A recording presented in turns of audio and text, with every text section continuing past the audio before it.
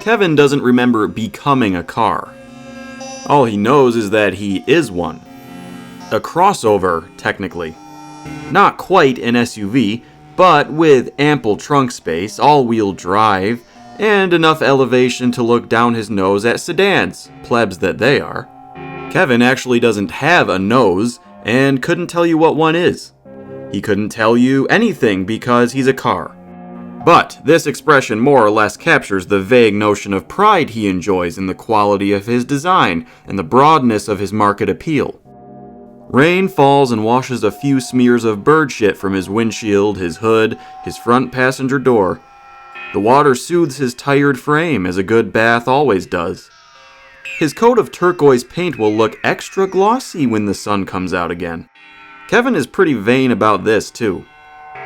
All the other cars in his apartment parking lot are dull, boring colors. Beige, silver, white, gray. Oh, excuse him, space gray. They should be jealous of him, but they aren't. They enjoy their banal conformity. Pride, vanity, enjoyment, conformity. What are these things again? Kevin can't say. He can't speak. He shouldn't even have feelings. He's a car. How is this possible? Something isn't right. These emotions do exist in him, but they're distant. They're buried under a thick layer of the quiet, unthinking sturdiness of steel, the transparency of glass. Somewhere in that faraway pit of human emotions wells a tide of panic. This is wrong. Existence is wrong. Kevin shouldn't be a car. Can't be. How did this happen? He wasn't always a car. He knows this. He was a person, a human being. He knows what humans are. He was made for them, lives for them. Nothing makes him happier than when his owner, Naoma, comes out on the weekends and drives him. Driving to work is great too, but it's routine, expected. Kevin has touchscreen navigation, so Naoma's route to work has been etched into unfading digital memory. On the weekends, though, every drive is a surprise. Kevin gets to see new sights, to explore roads his tires have never tread upon. He shouldn't be able to see or hear because he doesn't have eyes or ears. He knows what eyes and ears are, but like noses, he can't tell you anything about them. He can't express his simple thoughts, his unquestioned knowledge. But he can see, and he can hear, and he can even smell. If Kevin could swear an oath, he'd draw a sign over himself and insist that he can taste the gravel on his tires, cross his engine and hope to die. The most blissful experience he's ever had was when Naoma parked in the lawn at a house party, and Kevin spent the night feeling one with the grass and the earth. But, again, none of this makes sense. How can he be thinking any of this? He shouldn't be a car, and certainly not a thinking one. It's against the rules. What rules? Well, the rules of the universe, obviously. People aren't cars. But Kevin is. He has been for as long as he can remember. 2 years and 67 days to be exact. The data in his GPS system tells him so. No, fuck, no! This is impossible. But it feels so right. Any thoughts of protest are whispers far away. But they are insistent. They nag at him. Kevin. Kevin got high, right? He tried some new drug. What was it? Soy. Saliva? No, that's not a drug. What is a drug? What does that word mean? What are words? Oh, none of that matters now. Naoma's here.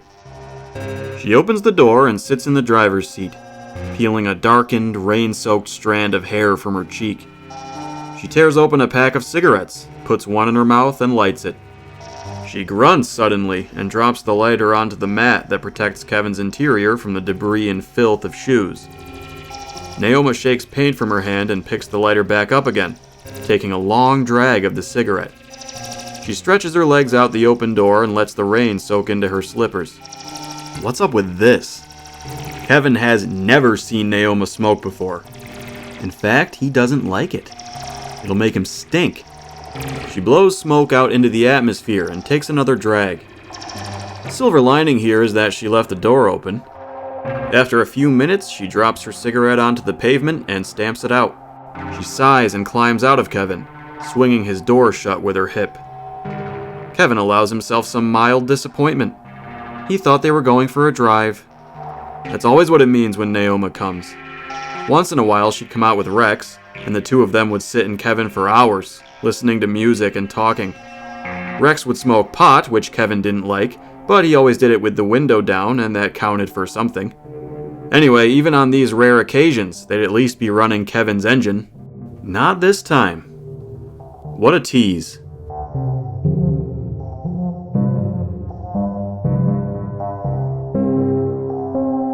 Kevin spends the rest of the night wondering about Naoma's strange behavior. He hopes she's alright. Wonder and hope are different when you're a car. They aren't encompassing the way they are for humans. They're dim, in the background, like the rest of Kevin's thoughts.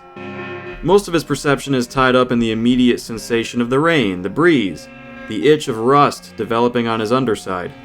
Nights are lonely for the cars in this lot. They can't speak to each other. There's no camaraderie among them, no companionship. Vehicles don't have the social instincts that humans do. They don't wish for it either. Cars only wish to be driven, or at least to be used in some way. An engine that isn't running feels like a tumor, and the longer it doesn't run, the further the cancer spreads.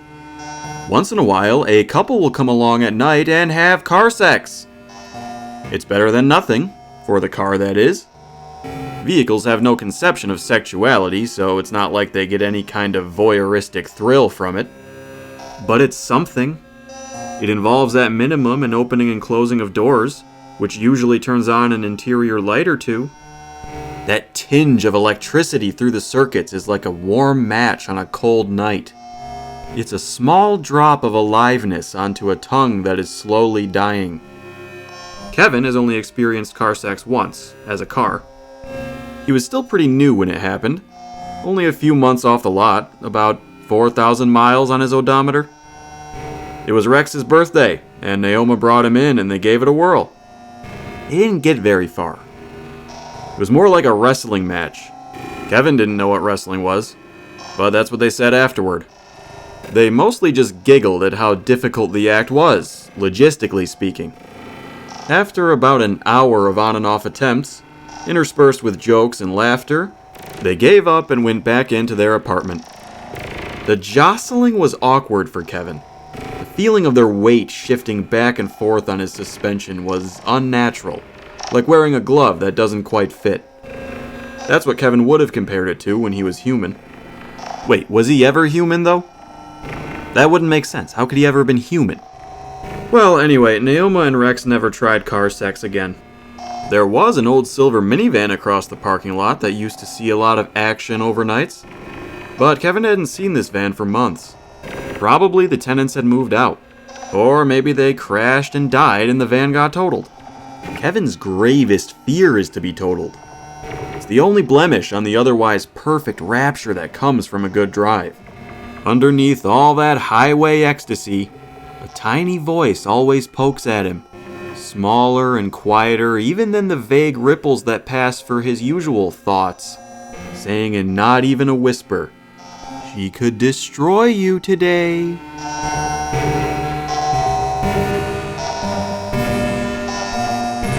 Naoma comes out the next morning and cleans months of accumulated clutter and garbage from Kevin's interior. Feels good. The human Kevin would have compared it to the feeling of an overdue shower. It's a sunny morning. Naoma looks pale, unkempt. The freckles on her face are bare and noticeable. Usually they're concealed by makeup. She's dressed in baggy pajamas. She has a black trash bag that fills up in about 2 minutes, mostly with debris from Chinese restaurants. Having Chinese in the car is a weekly tradition for Naoma and Rex. Throwing the aftermath of trash onto Kevin's floor is a cherished part of that tradition. Why is she breaking it now? She opens Kevin's glove box and pulls out Scoob, Rex's favorite bowl for getting baked in the car. She turns it in bony fingers, the blackened glass pockmarked with dots of its original orange color. She lifts it up, and it almost looks like she's going to put it in her mouth, but then she tosses it in the garbage bag. Scoob in a landfill. What will Rex think? Did he get a new bowl? Even if he did, he would never let Naoma chuck Scoob so callously without a proper burial. Kevin searches her face, but there's no expression in it. Or maybe he just can't read facial expressions like he used to. That's a human thing. Naoma plops down onto Kevin's passenger seat, kicking her legs out the open door again, and lights up another cigarette. She turns and stares at the car seat strapped into Kevin's rear. Still no expression, no discernible emotion on her face. Kevin would be concerned if he was human, and he is concerned as far as an automobile can be. For him, the emotion is mechanical. Naoma's strange behavior is like a check engine light, and if Kevin could talk, he would tell her to go see a mechanic. A beam of sunlight is right in Naoma's face. She doesn't blink. It gives her hazel eyes a tinge of gold. Smoke streams out of her nostrils. Some of it wafts out the open door, but at least half of it floats toward the car seat. Kevin doesn't like that. He refuses to become some smelly car. A little clutter was one thing. At least there was a kind of sentimentality buried under the empty boxes of noodles. But the smell of smoke and decay? That's for used cars, clunkers, shitmobiles parked in dilapidated neighborhoods. Naoma shakes herself and turns her head and blows a small puff of smoke outside. Good. Maybe it was just an honest mistake. But why? What the hell is going on with her? She finishes her smoke and carries her old memories with Kevin over to the dumpsters.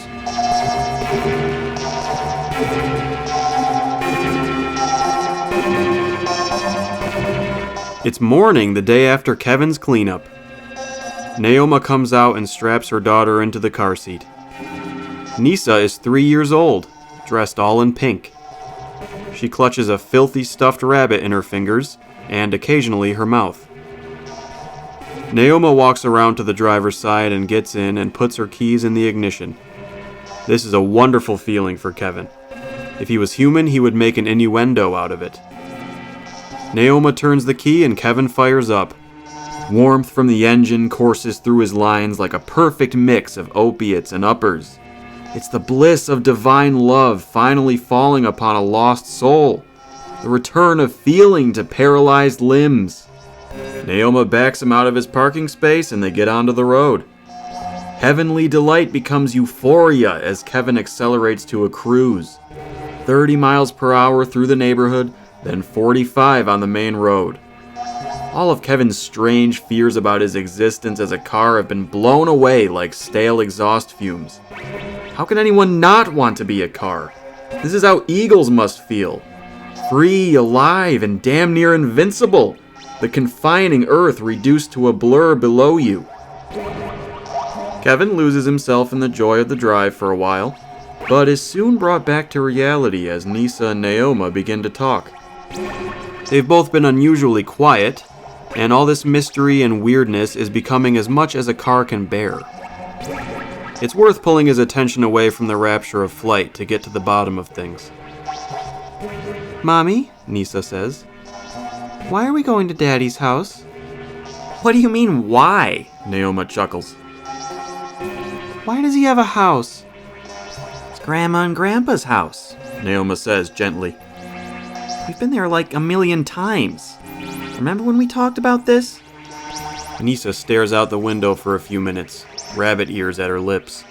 Naoma glances at her in the rear view. "Daddy's staying with Grandma and Grandpa," Nisa says. It's half a question. "See, Stinky? Told you you'd remember." Nisa doesn't giggle at the nickname. Usually she does.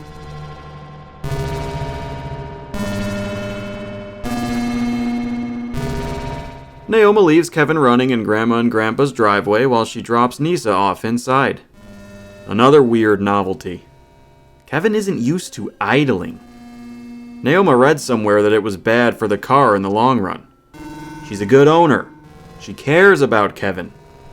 This is probably the best driveway Kevin has ever parked in. It's like a brushstroke of perfectly black paint between two lush green lawns. A driveway this smooth is heaven for your tires. For a human, Kevin would compare it to lying on a bed so soft you seem to float in it. The pillow's neither too soft nor too hard. There are beautiful flowers lining the house of relaxing, cool colors, blues and greens and lavenders. Their aroma wafts over the driveway, bathing Kevin in a homely calm. It has occurred to him occasionally that he shouldn't be able to smell anything, since he's a car. But he can never concentrate on this train of thought for very long. Rex's parents have a luxury SUV, a real big one. Kevin enjoys sitting with it. It has a sturdy presence, a well-put-together machine.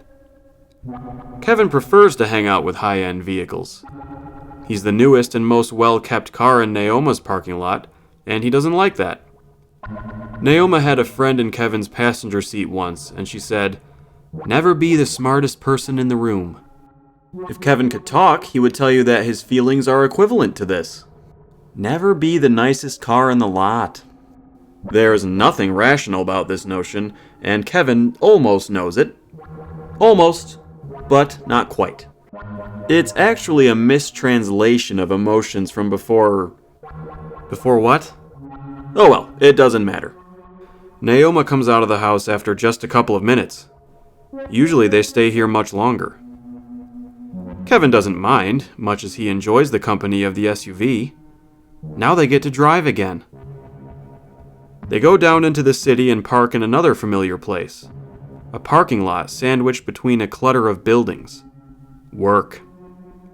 Kevin doesn't know which of the 4 buildings surrounding this lot Naoma works in. Even if he knew how to read, there's no signage that would give him a clue. Kevin has heard Naoma joke with coworkers that their parking lot is in the asshole of the city. It's an apt description. All these buildings have their asses turned to the lot. Kevin sits here and stares at one of these featureless brick walls for 9 hours a day, 5 days per week. The other cars here are agreeable enough, of more or less the same quality and variety as those at Naoma's apartment, but he wouldn't choose to hang out with them if it weren't for work. They get along with each other, but keep a formal distance. Around noon, Naoma comes out with a friend and they have lunch in Kevin. They take him to a fast food place, go through the drive-thru, and then park up while they eat.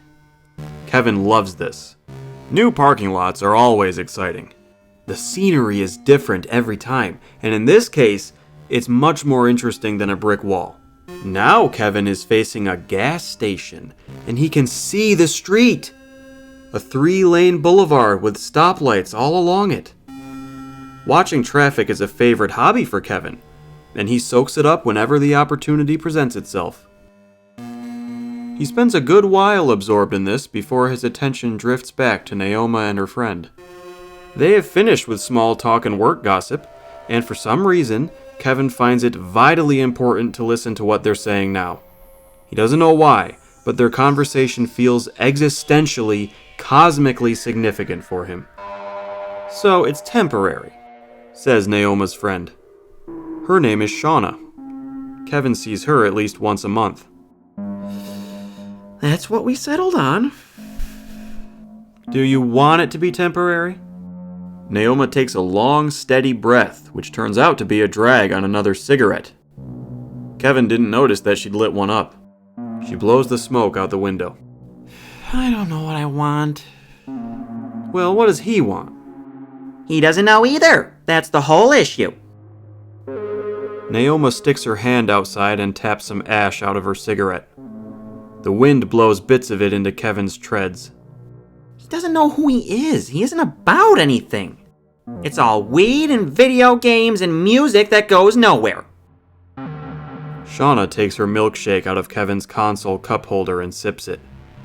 The shake is sweating. Kevin can feel the moisture as she slides it back into the cup holder. Does he need to be about anything? Naoma snorts. Yes. Everyone has something. Everyone needs an about. Who says?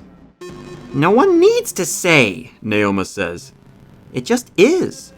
It's an unspoken agreement from society. You have to be about something in life. Why? Because! Naoma flicks her cigarette out onto the pavement, a touch of agitation in her voice. Because what's the point otherwise? Why deal with it? Why grind for rent? Why take shit from some boss? Why listen to political bullshit? Why have a kid? There has to be a why. There has to be something it's all about, or it isn't worth the hassle. Damn, all right, Shauna says, nibbling on a French fry. So what's your about? Naoma sighs, deflating like a punctured tire. I don't know about my about. Well, isn't that, like, a problem? Naoma shrugs. Depends what you consider problematic. Shauna clicks her tongue. Girl, 10 seconds ago you were damn near breathing fire talking about how important it is to be about something in life. Naoma laughs. Alright, yes, I get it. I'm ironic. Irony ain't it. According to your own standards, you are a problem. How are you going to drop someone from your life because he doesn't have an about when you don't have an about yourself? Nisa! Naoma blurts quickly. Nisa is enough of an about for both of us. Doesn't sound like it. Nisa is an about. But what if you had never had her? What would your about have been then? But we did have her. Say you didn't. Shauna jiggles a fry in front of Naoma's face. See this? This is Nisa. Shauna flings the fry out Kevin's window. There she goes, gone. She was a dream, not even that. Say you'd never had her. What would you, Naoma, be all about? Naoma laughs, and then she's quiet. Well, she says thoughtfully, then pauses again. Rex isn't a bad father. That's not the issue here. I know he isn't. That's not what I asked. You're avoiding the question. Naoma sighs, and Shauna munches on the last of her fries and crinkles up the wrapper to her burger that had been resting on Kevin's dash. She looks outside and watches a seagull pecking at the fry she threw onto the pavement. You know what it is? Naoma finally says. It's that he should be some kind of example. Now more than ever he needs an about. For Nisa. What is she going to learn from him? How to roll a joint? He's loving and he's generally around and available, and I get that a lot of dads aren't, and it counts for something. But it takes more than just that, doesn't it? Naoma! Shauna squeezes her friend's face between her palms. Naoma giggles. Naoma, look at me. I'm not saying you're wrong, but you're avoiding the question. What are you about? What is Nisa going to learn from you? Naoma shakes her head free from Shauna's grip. I take care of people, she spurts with a note of defensiveness. Damn right you do, Shauna assures her. Everyone around you is nurtured. You work at a homeless shelter, for fuck's sake. Also, isn't that something? I have an about, and Nisa can learn something valuable from it. Sure, but there's one person you don't take care of enough. Naoma looks at Shauna. Shauna looks back and smiles. Naoma, please look in the mirror and meet my friend. Naoma scoffs. I don't even know what that's supposed to mean. Shauna rolls her eyes. Yeah, you do. You just don't want to. Do you have the bag? Shauna holds up her burger wrapper and other garbage, looking for the takeout bag to put it in. Naoma puts Kevin in reverse and starts to back out. Just throw it in the back, she says.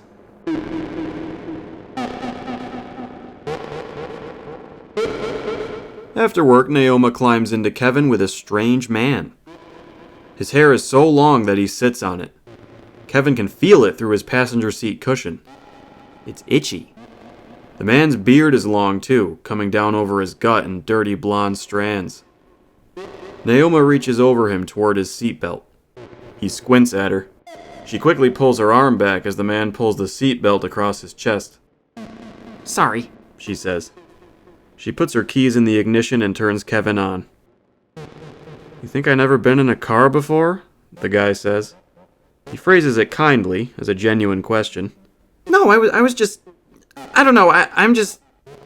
Naoma's face is red. She stares down into her lap. Are you sure about this? The guy asks. Sure about what? I mean, this. You and me sitting in this car and going somewhere. Naoma finally looks up from her lap. She puts Kevin in reverse and backs him out of her parking space. If I wasn't sure about it, I wouldn't be doing it. The guy laughs. Maybe some people are like that, but most aren't. Naoma puts Kevin in drive. The feeling of his gears shifting is like a good stretch or massage. Are you sure about it? If you're uncomfortable, we don't have to go. No, it's fine.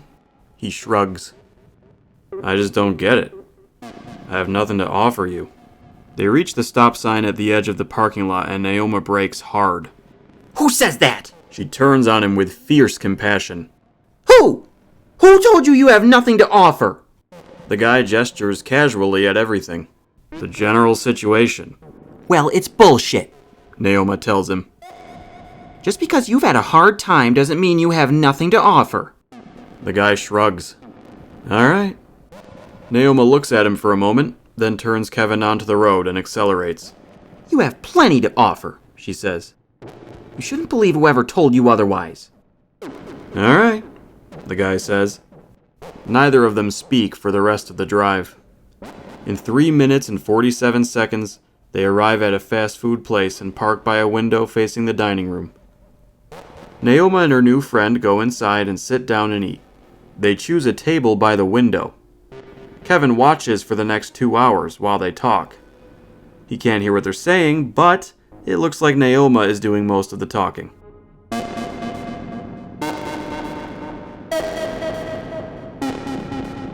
Naoma and her friend get back into Kevin. The guy buckles his seatbelt and says in a wearied voice, "Oh, thanks for dinner." Naoma smiles and looks at him warmly. Thank you. Thanks for coming out and listening. Yeah, he says. I guess I needed it. Naoma laughs. Yeah. They drive back to Naoma's work and park in her usual spot. The guy unbuckles his seatbelt. So when are you moving in? He asks. Moving in? Yeah. Sounds like you and me are going to be roommates. Naoma laughs awkwardly. I don't follow. You just spent all night talking about how you can't afford rent anymore. Naoma stops smiling. You got a kid and you can't afford it alone, the guy continues. And now you're alone. Naoma just looks at him. When you moving in? He asks again. It's not... Naoma fidgets, lacing and unlacing her fingers. It isn't... It won't come to that. How won't it? You said you did the math. It doesn't add up. You can't afford your own life. Well, just for now. Naoma stares straight out Kevin's windshield. She takes his steering wheel in her hands and squeezes it. Kevin can feel the oil on her palms. Till when? What's gonna change? Something will work out, Naoma says. Magically? No! Naoma shouts. The guy watches her without blinking. Naoma keeps squeezing Kevin's steering wheel. It would hurt if he could feel pain. I'm sorry, she says. Thank you for coming out with me. The guy looks at her for another minute and shrugs. He opens Kevin's door and climbs out. See you soon, he says.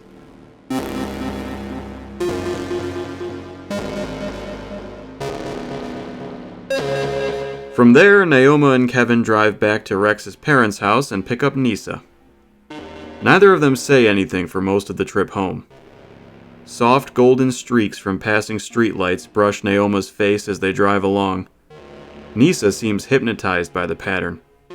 She stares at her mother, at the night going by. What's wrong, Mommy? Naoma blinks.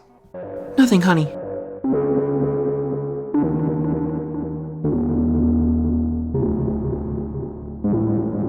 At 3:23 a.m., Naoma throws open Kevin's door and dives into the driver's seat. Her face is tear-soaked and her hair has devolved into a bed of knots.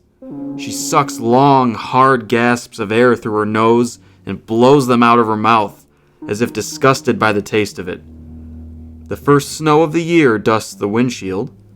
If a breeze comes, it'll be blown into nothingness. Naoma breathes clouds that waft up and dissolve against the powdered glass. She slams the door shut as hard as she can, murdering the silence of morning. She screams and pounds her fists on Kevin's dash. The fabric of reality trembles with the hit, as if some wrathful goddess behind the veil had wound up and punched her creation. Kevin feels an appropriate, almost human sense of alarm. Naoma screams again, this one longer and louder, beginning as a pained whimper low in her gut, and then winding up through her chest, rising into a shrill howl that trembles Kevin's frame. Naoma thrashes back and forth in her seat, grabbing the steering wheel and shaking it in desperate agony. Somehow her emotions have taken on cosmic proportions. Her next scream shatters Kevin's windows. Shards of his glass pepper the pavement as wisps of snow drift through the gap where the windshield was, tickling his seat cushions. Kevin feels disemboweled, but he has no time to dwell on that. The universe is quaking. Reality twists and coils as Naoma wrenches at the steering wheel, colors and sounds blurring, vibrating, melding with her tortured voice. It wasn't supposed to be like this! Her screams come from everywhere now. Reality flashes in and out of coherency. What images Kevin can make out are carnage and mayhem. Cars in his parking lot tossed like toys, thrown into one another, crushed under the weight of each other. Blown out tires form a funnel, a tornado throwing glass and heaps of twisted metal all over the lot and into the building. Kevin is somehow at the center of it. He's unharmed in comparison, though he does feel his parts slowly bending and coming undone, his frame crumpling under the weight of Naoma's misery. Her voice comes again, shrieking from every atom, even from Kevin himself. It wasn't supposed to be like this! If Kevin had lungs, he would also scream. This is the end. Not just of him, but of everything. As a car, he hasn't thought much about death. He's known only that he wants to be a functioning vehicle, that to be totaled is a thing to avoid, to fear only in his muted way. But now he feels it. He feels every emotion. This dread is suprahuman. All of Naoma's reality-warping pain is now his, and he doesn't know where it will lead. This isn't only the death of Kevin, the car, the individual. This is the death of being itself. What afterlife could survive a calamity like this? Another cosmic Naoma scream ripples through existence, mourning the life she never had. The fabric of being finally gives in, unable to withstand her throttling any longer. It comes apart in one neat, undulating motion that Kevin, whatever is left of him, compares to a zipper. That thought is the last thing to ever exist. At the end of time, there is only a strange notion, a disembodied concept, the idea that existence has been unzipped forever, and that the zipper itself has broken with it.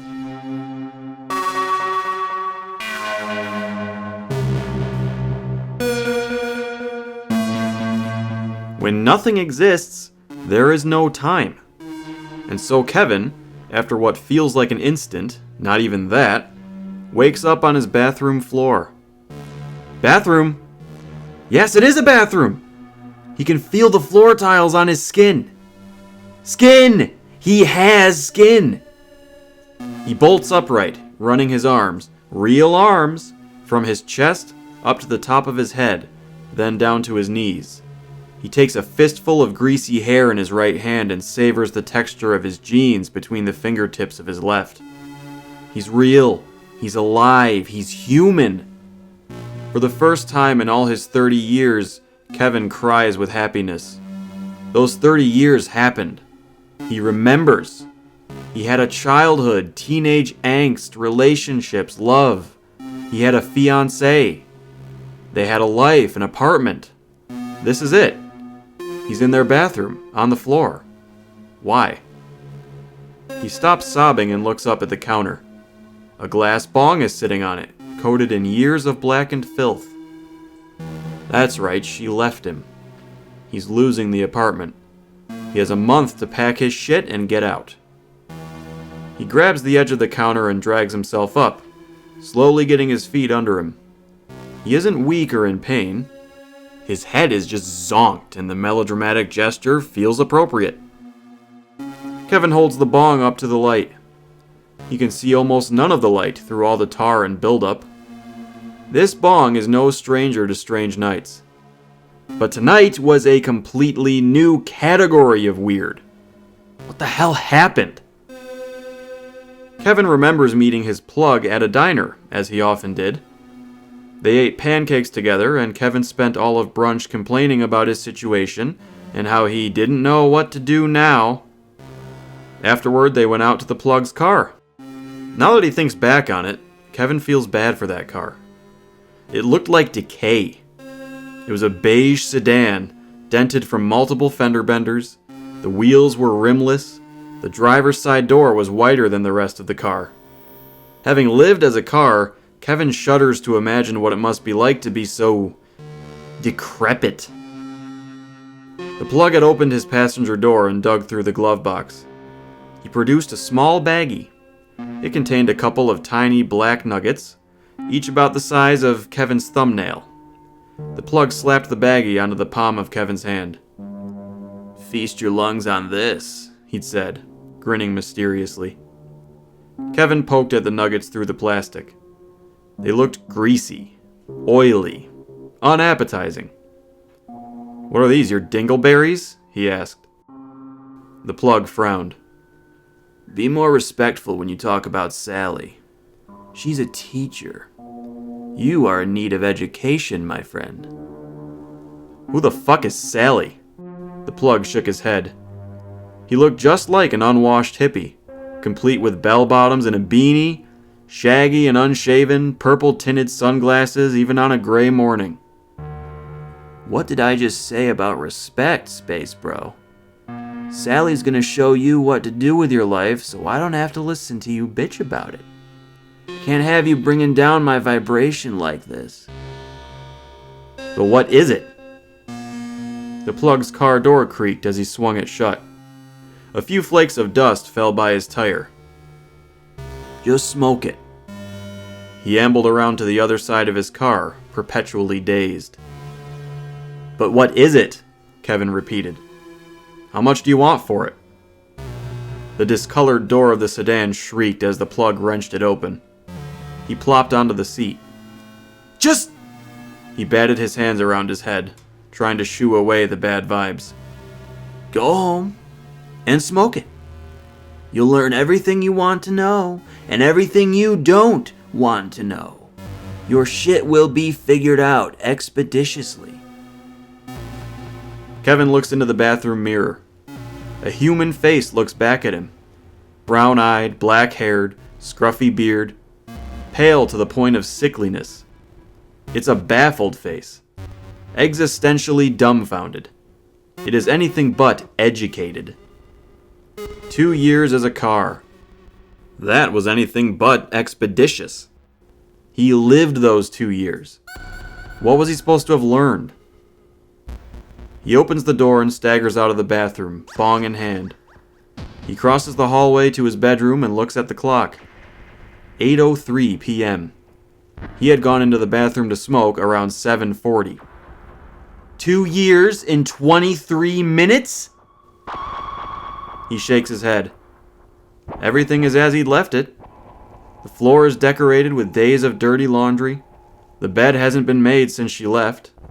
Everything is silent. He hears no neighbors, no activity outside, no traffic, nothing. Up in the closet, his old guitar sits in a bed of dust, strings brown and rusted out. Kevin thinks about playing it, but decides he doesn't want to get tetanus. "Wasn't supposed to be like this," he mutters. By 30, he should have been the digital age hero of folk music.